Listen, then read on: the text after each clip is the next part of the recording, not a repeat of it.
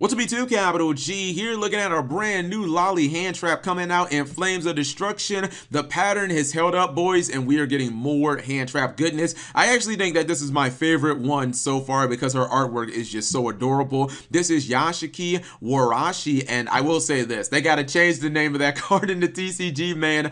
Us, non-Asian speaking countries, we can't be pronouncing that. That is way too difficult. They should make her name like Cutie Chan in Dress or something like that. Anyways, if you've been following the pattern, you guys know that there are a whole bunch of LOLI hand traps. We get them, I think every 3 sets, every 4 sets or something like that. And now that we have an Earth attribute monster, that makes me think that Konami is going to fill out the entire attribute rainbow. Obviously, not divine attribute because there are barely any divine monsters, but it makes me think that there will be water and fire attribute monsters. Excuse me, not fire, water and wind.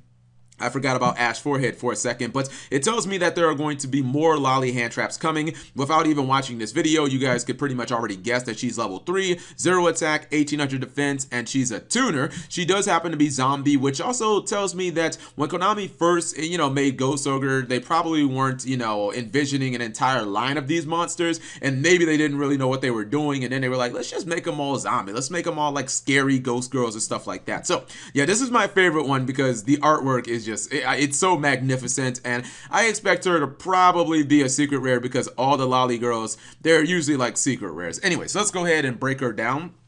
And if you don't know, this girl is absolutely grave domination. She just locks down your opponent's graveyard. She's a hard once per turn. You could expect that, just like all the other LOLI girls, her sisters. During the player's turn, when your opponent activates a card or effect, or actually, excuse me, when a card or effect is activated that includes any of these effects, you can discard this card and negate that effect.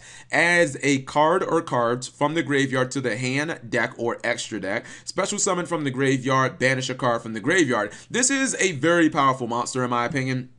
But I think that she is going to kind of be something like Winter Cherries. For one, I think that she kind of already sort of power creeps something like DD Crow, because you can actually put, like, if you've ever played with the LOLI, sometimes you will put them on the field, and in decks like Trickstar, you can even not just, synchro summon with them, but you can actually even link summon, or not link summon, you can actually even exceed summon if you're playing level 3s, but she has that token LOLI girl booty, which is 1800. You can put her on the field. She is a tuner, so obviously she's going to have way more utility in the graveyard, or excuse me, on the field than something like DD Crow. But I'm looking at her high side, or I'm looking at the ceiling of this card, and I'm thinking, man, if you can negate something like a Soul Charge, or maybe even like a Trickstar Reincarnation when your opponent tries to banish it to special summon a monster, that's really fucking important, man. Like, monster recursion is a big deal in Yu-Gi-Oh!, especially, guys, I'm going to go ahead and beat that conspiracy drum, especially if we get Monster Reborn back. You guys know we are getting a little bit of a Link Monster Reborn in this set, and if the game becomes more graveyard focused, this card will become a lot more valuable. Right now, I think that she is matchup dependent.